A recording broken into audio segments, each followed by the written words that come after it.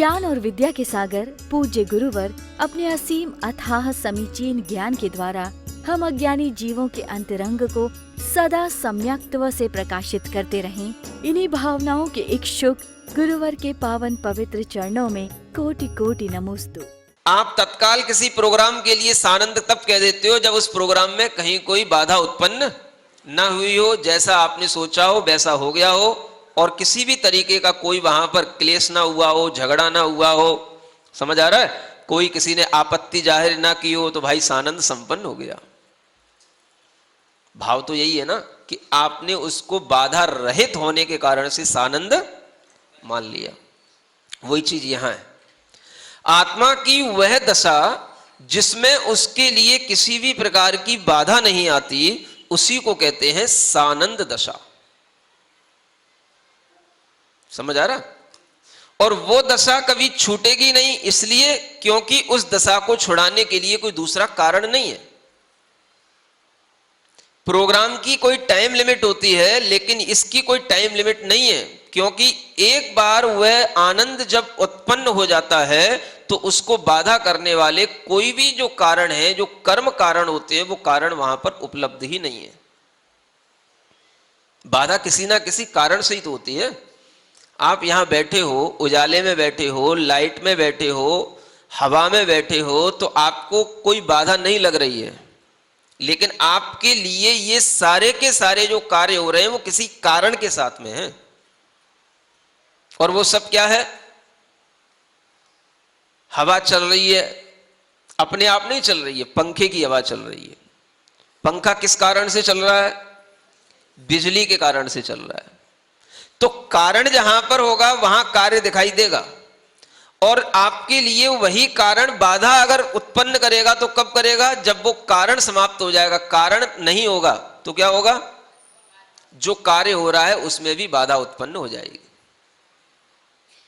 बिजली चली गई, पंखा रुक गया, पसीना आने लगा, बाधा पैदा हो गई। समझ आ रहा? लेकिन जहां पर कोई बिजली का प्रयोग नहीं हो, जहां पर कोई बिजली पर डिपेंडेंट होने की बात नहीं हो, और जहां पर उस ऐसे आर्टिफिशियल पंखों की बात नहीं हो, तो वहां पर क्या बाधा उत्पन्न होगी? क्या समझ आ रहा है? बाधा किससे उत्पन्न हुई? जब हम पर के साथ में जुड़ते हैं, पर पदार्थ के साथ में जुड़ करके उससे सुख लेते हैं, तो वह पर पदार्थ कभी ना कभी अपने से हटता है, तो वो फिर हमें दुख देता है। तो सानंद वहां क्यों रहा जाता है? क्योंकि वहां पर का कोई संयोग नहीं है। कोई भी वहां पर ऐसा फॉरेन मैटर नहीं आता जो ना आत्मा से चिपकता हो, ना किसी उस परिसर में कोई बाधा पैदा करता हो। उस स्थान पर भी कोई नहीं पहुंच सकता। तुम जैसे उपद्रवी लोग वहां कभी नहीं पहुंचेंगे। कहां पे? हाँ, उस सिद्ध शिला पर, मोक्ष के स्थान पर है? मतलब जब तक उपद्रवी रहोगे तब तक नहीं पहुंचोगे, कहने का मतलब यह है। और जब उपद्रव छोड़ दोगे तो पहुंच जाओगे। समझ आ रहा है?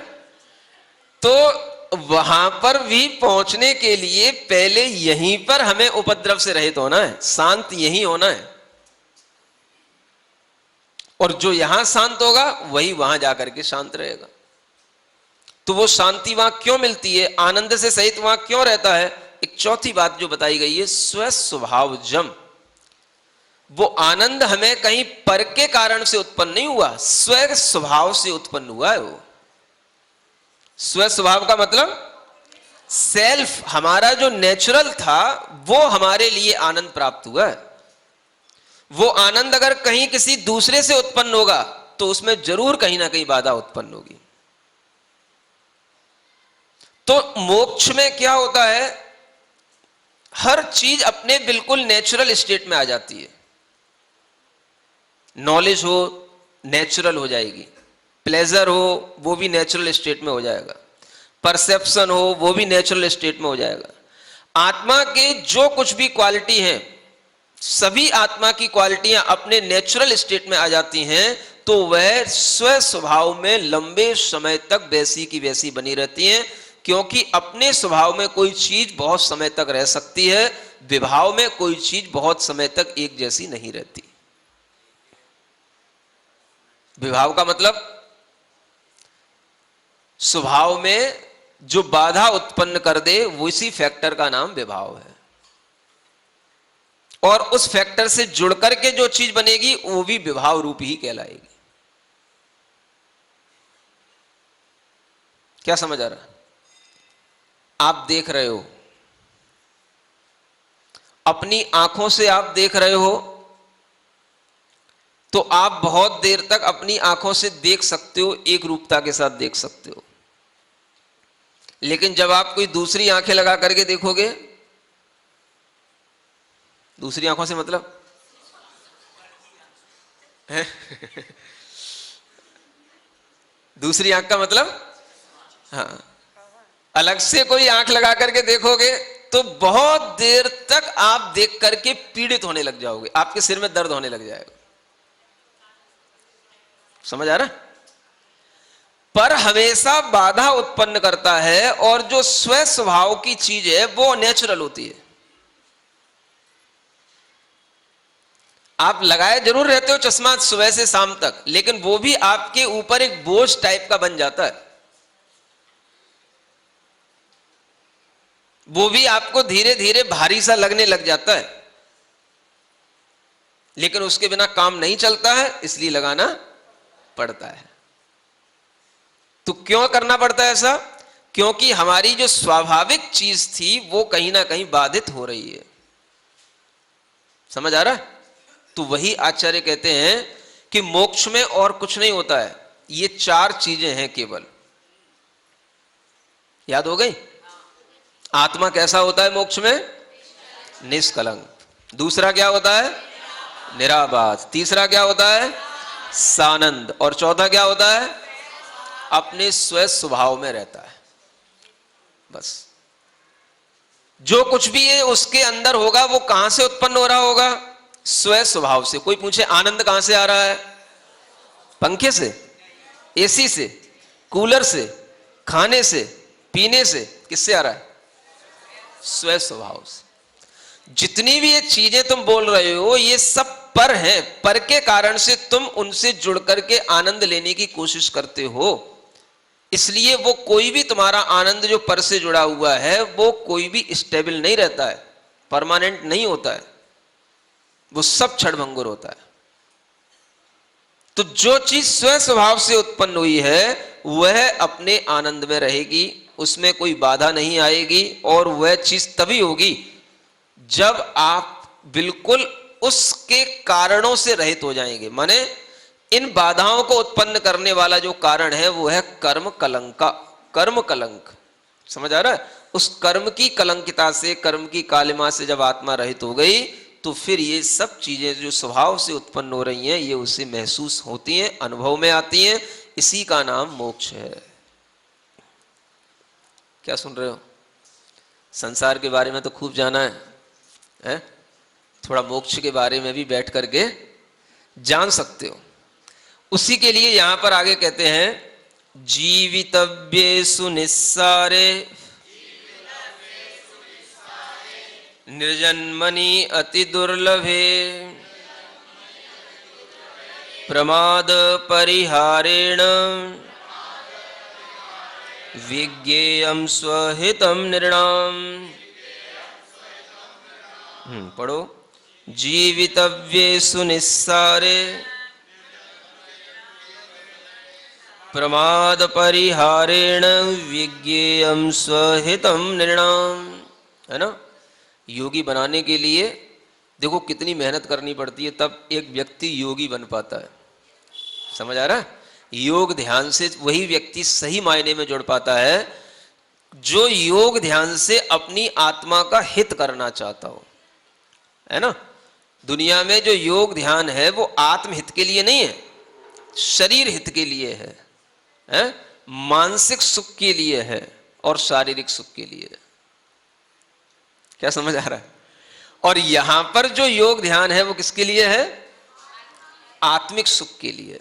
ऐसे निराबाध, निष्कलंक, स्व स्वभाव से उत्पन्न होने वाली उस एक्सट्रीम पोजीशन पर आपको ले जा करके इस योग से सुखी बनाने की कला बताने के लिए ये आचार्य कहते हैं कि आप प्रमाद परिहारेण, माने प्रमाद को पहले दूर करो। क्या करना है आपको? प्रमाद को दूर करके क्या करना है? मनुष्यों को स्वहितम विज्ञेयम, पहले अपना हित जान लेना चाहिए कि मेरा वास्तविक हित किसमें है? संसार में है कि ऐसे निष्कलंक निरावाद सानंद स्व स्वभाव से उत्पन्न दशा को प्राप्त करने में है? मेरा वास्तविक हित किसमें है? जब ये जानोगे तब योग करना शुरू कराएंगे आपको। क्या समझ आ रहा है? हाँ, सिर दर्द और कमर दर्द दूर करने के लिए योग नहीं होते हैं। योग किसका? दुख दर्द को बिल्कुल समूल नष्ट करने के लिए होते हैं। समझ आ रहा है? यानी दुनिया में जितने योग हैं वो सब कैसे हैं? सब आपको एक क्षण भंगुर तात्कालिक सुख देने वाले हैं। जैसे आपको अपने इंद्रियों के सुख संसार में मिलते हैं कुछ समय के लिए, ऐसे ही योग से सुख मिल रहे हैं कुछ समय के लिए। शरीर संबंधी, मन संबंधी थोड़ी शांति, थोड़ा सुख मिल जाता है, लेकिन वो कुछ भी परमानेंट नहीं है। संसार का कोई भी सुख परमानेंट नहीं है, और संसार में होने वाला कोई भी योग है वो भी आपके लिए परमानेंट सुख देने वाला नहीं है। परमानेंट चीज केवल बस यही है, और वो आपकी आदत में है नहीं है, जो पहले बताया जा चुका है। आपकी आदत खराब पड़ी हुई है कि आपको कितनी पीड़ा हो, कुछ भी दुख हो, आप ये चाहते हो कि बस हमें जस्ट रिलीफ मिले। पहले बताया जा चुका है इसके बारे में खूब। समझ आ रहा है? तो आप जस्ट रिलीफ के चक्कर में उस योग और उस पद्धति में जुड़ जाते हो जहां पर जस्ट रिलीफ तो मिलता है लेकिन परमानेंट रिलीफ नहीं मिलता है। और परमानेंट रिलीफ जहां मिलेगा तो वहां पर ट्रीटमेंट थोड़ा लंबा होगा। नहीं समझ आ रहा? कोई बीमारी जड़ से निकाली जाएगी तो लंबे समय के लिए आपको एडमिट किया जाएगा, है? और वो आपकी हिम्मत में होता नहीं। तो इसलिए जो है दुनिया में योग और ध्यान सब धड़ल्ले से चल रहा है। वो भी ऐसे ही समझो जैसे इंद्रियों के सुख हम प्राप्त कर रहे हैं, वैसे योग ध्यान से इंद्रिय सुख की तरह ही हमारे अंदर बस वो तात्कालिक इंद्रिय सुख की वासना ही पैदा होती रहती है, उससे और कुछ नहीं होता है। यहां पर भी योग सिखाया जा रहा है। योग प्रदीप नाम का एक चैप्टर है, समझ आ रहा है? योग के लिए दीपक के समान काम करने वाला। पहला अपने ज्ञान में दीपक धारण कर लो। ये ज्ञान की बात तो ले लो कि योग में आपको दिखेगा क्या, योग में आपको पाना क्या, योग प्राप्त करने के लिए आपका उद्देश्य क्या।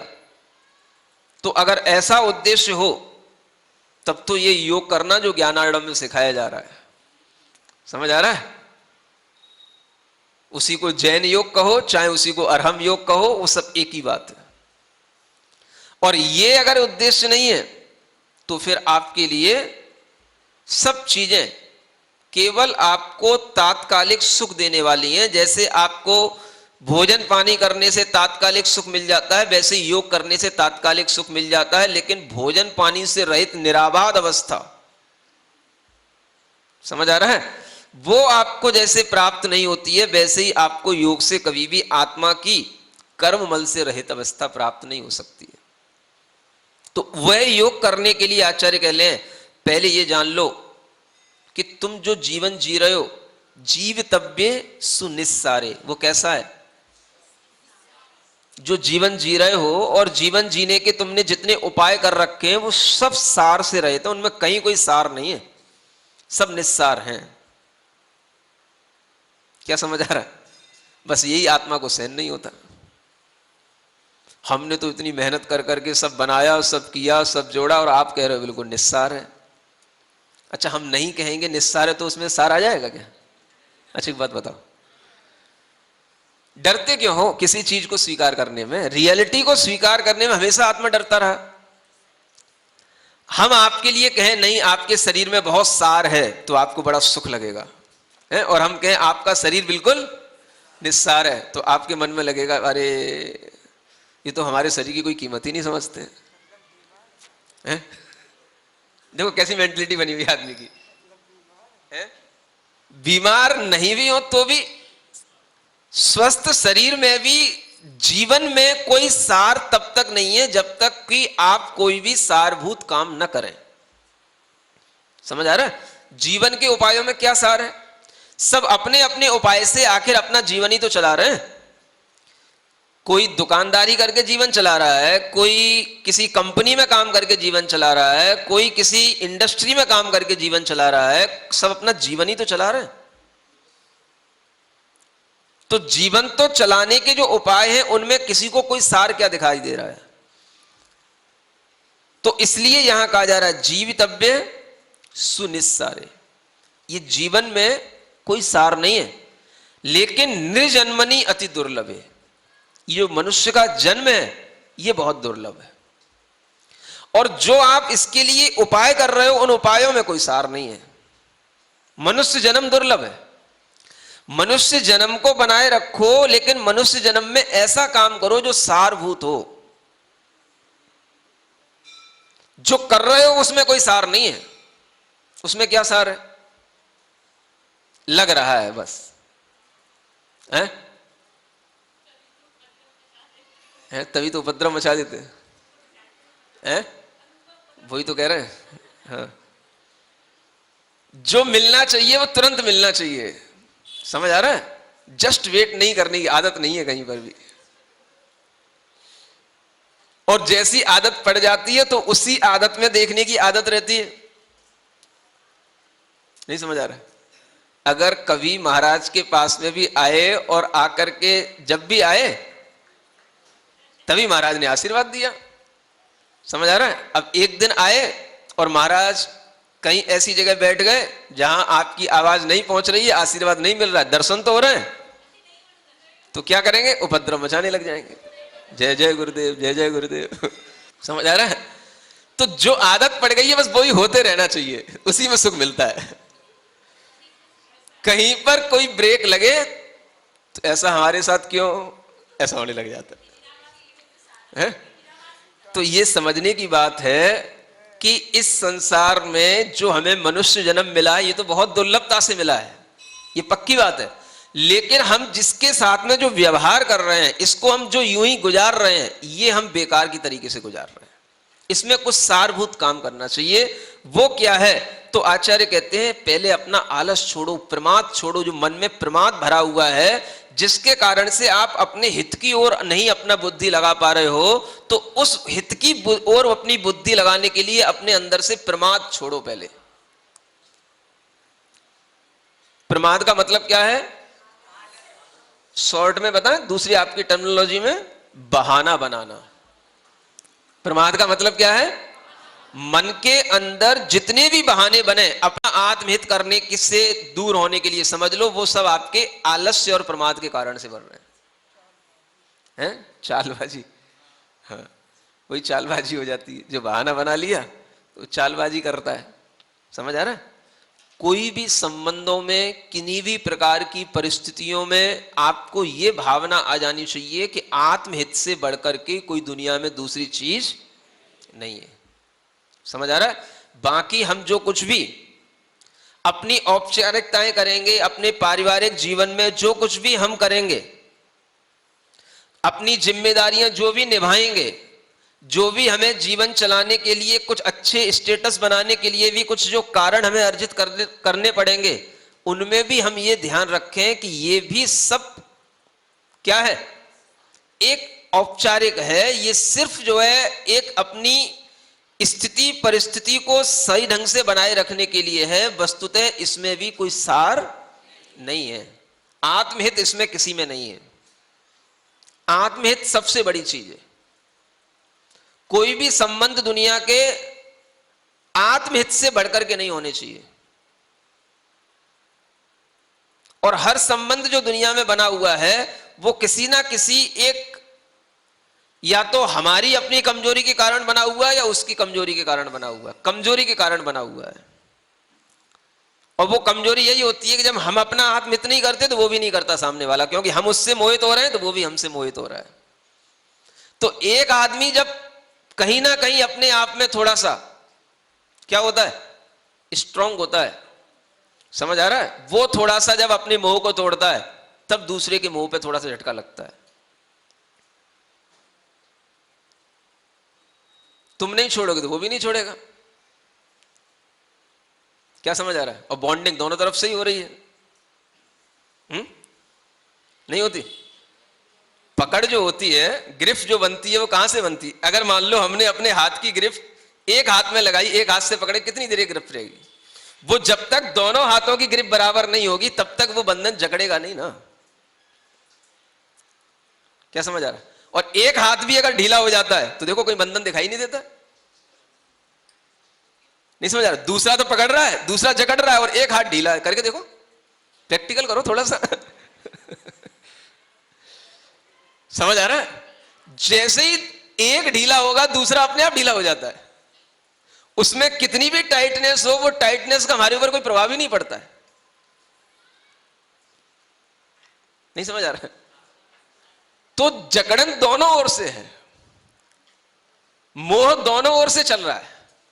पति का पत्नी से, पत्नी का पति से, बेटे का मां से, मां का बेटे से, भाई का भाई से, भाई का बहन से, बहन का भाई से, भाई का बहन, सबसे चल रहा है। सब एक दूसरे को जकड़े हुए हैं। समझ आ रहा है? फिर भी बात वही समझा रहे हैं और वही प्रश्न कर रहे हैं। हम अपने आप को जकड़े हुए हैं उनसे। अगर हम अपने आप को छोड़ेंगे तो वो भी अपने आप को ढीला महसूस करेगा। समझ आ रहा है? आपने हिम्मत की बच्चे को भी थोड़ा सा दूर रखने की, आप यहां अपनी हिम्मत करके 10 दिन रह पाए, तो 10 दिन उसके दिमाग में भी तो आया चलो हमारी दुनिया में कोई नहीं है, हमारे लिए कोई नहीं, चलो यही आना ही बहुत अच्छी बात है। उसके भी तो दिमाग में आया कि माता पिता भी जो होते हैं वो कई बार छोड़ देते हैं। हाँ तो कोई बात नहीं, मोह कम कर लेगा, तुम्हारा मोह कम होगा तो उसका भी हो जाएगा।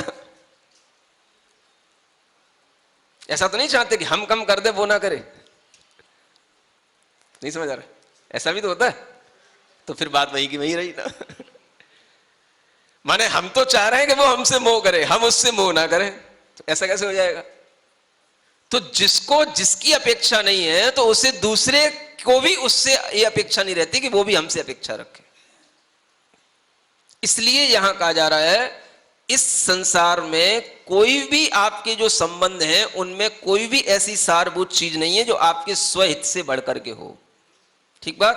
आगे कहते हैं विचार चतुरैर्धीरैर रत्यक्ष सुख लालसहि अत्र प्रमादमुत्सृज्य विधेयः परमादरः। पढ़े विचार चतुरैर्धीरैः अत्यक्ष सुख लालसहि विधेयः परमादरः। योगी बनने के लिए पहले भीतर का प्रमाद छोड़ो। क्या कह रहे हैं आचार्य? प्रमादम उत्सृज्य विधेयः परमादरः। पहले यहां पर अपने इस स्थिति में प्रमाद को छोड़ करके, बहानेबाजियां छोड़ करके, आलस्य छोड़ करके परम आदर उस पर उत्पन्न करो। किस पर? परम आदर किस पर उत्पन्न करो?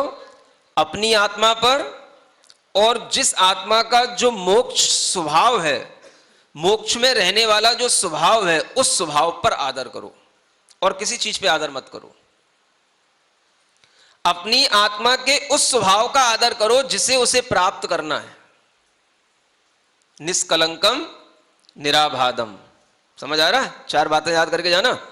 निष्कलंकम निराबादम सानंदम स्वस्वभावजम। इस पे आदर करो। इस पे आदर नहीं होता। क्यों नहीं होता? बार बार बीच में प्रमाद आ जाता है। अरे कहाँ, कुछ तो दिखाई नहीं दे रहा, कहाँ करें? तो बार बार करो, वहीं करो, आंख बंद करके करो, अपनी आत्मा में बार बार भावना करो मेरी आत्मा कैसी है? निष्कलंक है, निराबाद है, आनंद सहित है, स्व स्वाभाविक सुख से संपन्न।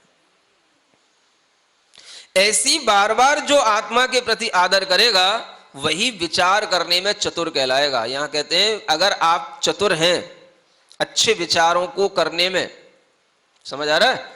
अच्छे अच्छे थॉट्स को अपने अंदर पैदा करने में तो आप इस प्रकार के थॉट अपने अंदर लाओ, योगी का थॉट प्रोसेस बिल्कुल चेंज हो जाता है। वही योगी होता है। संसार संबंधी बातों में रस नहीं लेगा, किसमें लेगा? आत्म सुख की बात में रस लेगा। वो थॉट उसका चेंज हो गया। समझ आ रहा है? संसार सुख की जितनी भी बातें थी वो सब अपनी आवश्यकता के लिए जितनी है उतनी सी कर लेगा, लेकिन उनमें कोई भी इंटरेस्ट नहीं लेगा। इंटरेस्ट किधर आएगा उसको? बार बार उसी विचार में चतुर हो जाएगा। कौन सा विचार करना है? जिस विचार से अपने को संसार में बार बार लिप्तता न आए, संसार सुख में मन बार बार न लगे। तो कौन सा विचार करना? अरे संसार का सुख कोई भी सारभूत नहीं है, वास्तविक सुख तो क्या है? आत्मिक सुख है। तो विचार चेंज होना चाहिए योगी बनने के लिए। क्या समझ आ रहा है? बनना किसको महाराज है? आप जबरदस्ती बनाए जा रहे हो है? जबरदस्ती भी सही, कम से कम अगर आपको ये विचार भी कभी ध्यान रहेंगे, समझ आ रहा है, तो इन विचारों से आपको कभी ना कभी याद आएगा कि महाराज जब कभी कहते थे तो सही कहते थे, लेकिन उस समय तो हम क्या है, अपने मोह के कारण से इन बातों को कोई तवज्जो नहीं दिए और हंस करके भीतर से निकाल दिए। लेकिन अब समझ में आ रहा है कि बातें तो वही सही हैं जो महाराज कहते थे। कब आएगा समझ में? अभी थोड़ी ना आएगा। नहीं नहीं नहीं, सामने सामने तो कभी होता ही नहीं कुछ भी। वो सामने नहीं होगा, अभी नहीं होगा कुछ भी। जो आज पढ़ा जा रहा है वो आज समझ में कभी नहीं आया, किसी के नहीं आया, हमारी भी नहीं समझ में आया कभी। समझ आ रहा है? वो बाद में समझ में आता है। आज जो पढ़ा जा रहा है वो आज समझ में नहीं आएगा, वो आपको एक टाइम आएगा, उस टाइम पे आपको समझ में आएगा। आपके जीवन में कुछ होगा, एक टाइम आएगा आपके जीवन में, उसका इंतजार करो। समझ आ रहा है? उस टाइम पे क्या होगा हम नहीं बताएंगे क्या होगा, लेकिन जो भी होगा उस समय आपको समझ में आएगा कि हाँ महाराज सही कहते थे।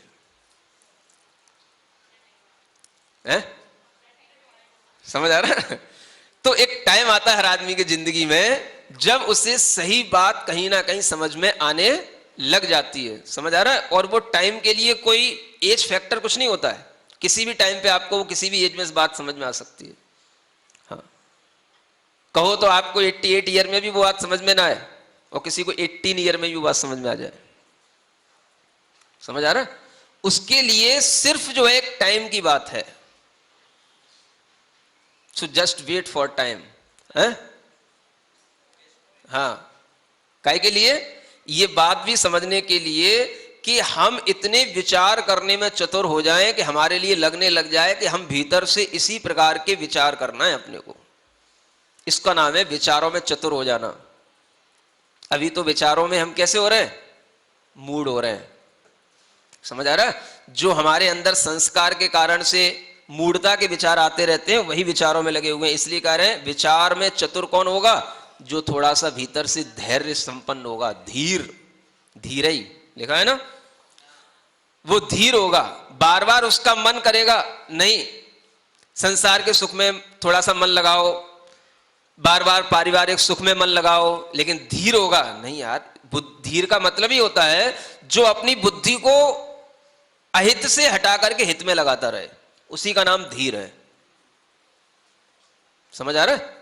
मतलब धीर व्यक्ति का काम वो होता है कि जैसे वो कहीं से गिर रहा हो लेकिन फिर भी वो परेशान भी हो, लेकिन फिर भी नीचे नहीं गिरेगा, शक्ति अपनी ऊपर की ओर ही लगाएगा। नहीं, मुझे गिरना नहीं है, ऊपर ही उठना है। वहां पर धैर्य समझ में आता है। जब आपको ऊपर चढ़ा दिया गया हो कहीं पर, किसी पहाड़ पर, और नीचे जो है उतरने के लिए कोई स्टेप नहीं हो और ऊपर जो है चढ़ना मुश्किल पड़ रहा हो, तब समझना आप धीर क्या कहलाता है। नहीं समझ आ रहा? फिर कभी सुनना तब बताएंगे। तो ऐसा धीर होता है तभी व्यक्ति के लिए समझ में आता है कि हमें विचार अपने अंदर बार बार किसके लिए लाना है? अत्यक्ष लालसई। देखो यहां क्या कह रहे हैं? अक्ष माने इंद्रिय होता है, अत्यक्ष माने अतीन्द्रिय होता है। तो जो अभी तक हम इंद्रिय सुख की लालसा करते रहे उससे भावना हटा करके, विचार हटा करके किसमें लगाना है? अतीन्द्रिय सुख की अब लालसा पैदा करना है। बार बार वो योगी कहलाएगा। पहले भीतर से अपना थॉट प्रोसेस बिल्कुल चेंज करे और बार बार बिल्कुल पेशेंस के साथ में अपने अंदर के जो मनोभाव है उसमें जो सेंसुअल प्लेजर के प्रति जो उसके अंदर इंडल्जेंसी बार बार आती है उससे हटा करके क्या सोचे, नॉन सेंसुअल प्लेजर। यही हमारे लिए क्या है, बार बार ग्रहण करने योग्य है। इसी पर हमें अपनी दृष्टि लगाना। और जो सेंसुअल प्लेजर है ये सब जो है सेंसलेस है, निस्सार है। ऐसा जब भीतर से विचार करने में चतुर होगा तो वह जो हम आगे बताने वाले हैं वो कुछ उस काम में लग पाएगा। समझ आ रहा है। और इस काम में लगने के लिए प्रमाद मन का पहले छोड़ना पड़ता है। इसलिए कह रहे हैं प्रमाद को उस छोड़ करके इसी में आदर करो। आगे का एक श्लोक है, बहुत अच्छा है। समझ आ रहा है।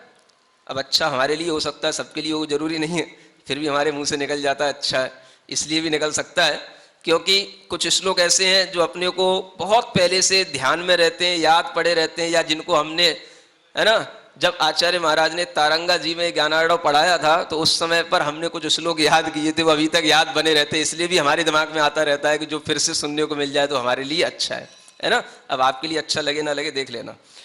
हाँ, ब्रह्मचारी अवस्था में से याद किया था तब से अच्छा लग रहा है, तो इसलिए अच्छा हमारे लिए है ना। अब आप देखना क्या है। नहीं काल कलई कापी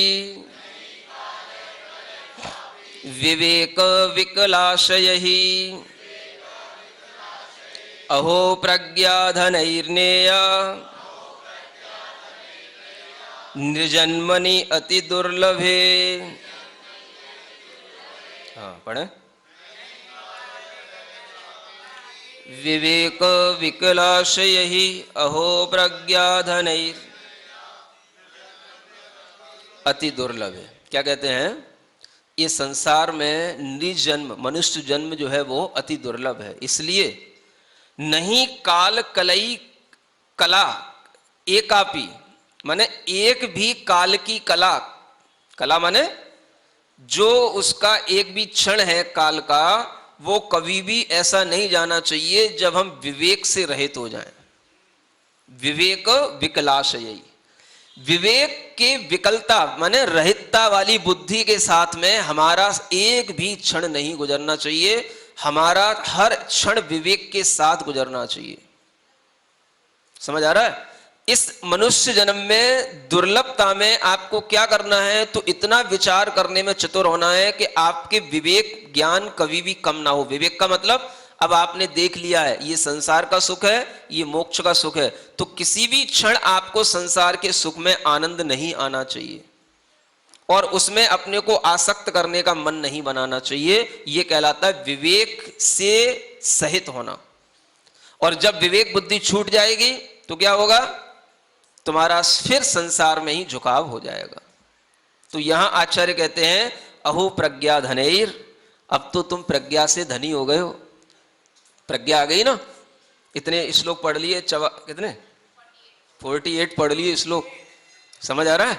अब तो आपके अंदर इतनी प्रज्ञा हमने पैदा कर दी है, तो अब इस प्रज्ञा से अपने किसी भी समय को बर्बाद नहीं करना है, विवेक बुद्धि बना करके रखना है। अगर आप अपने इस मनुष्य जन्म में कुछ अच्छा करना चाहते हैं तो आप अपना विवेक बराबर बनाए रखें। ये इस श्लोक का सार है। मतलब समय को कभी भी अविवेकता के साथ नहीं गुजारना। अहो प्रज्ञा धनैर नेया, माने ले जाना है तुम्हें, निकालना है इस समय को। किसके साथ में, विवेक बुद्धि के साथ। विवेक से विकल होकर के नहीं, विवेक से सहित होकर के। काल की कोई भी एक कला भी विवेक बुद्धि से रहित होकर के न गुजरे तो समझना कि हम प्रज्ञा के साथ अपना पूरा जीवन गुजार रहे हैं। प्रज्ञा जानते हो कि नहीं, पत्नी का नाम तो नहीं है। क्या बताएं तुम लोगों से कुछ पल्ला, है ना। एक अंतिम श्लोक पढ़ के चैप्टर पूरा होता है। भृशम दुख ज्वाला निचय निचितम जन्म जन्म गहनम यदक्षाधीनम स्यात्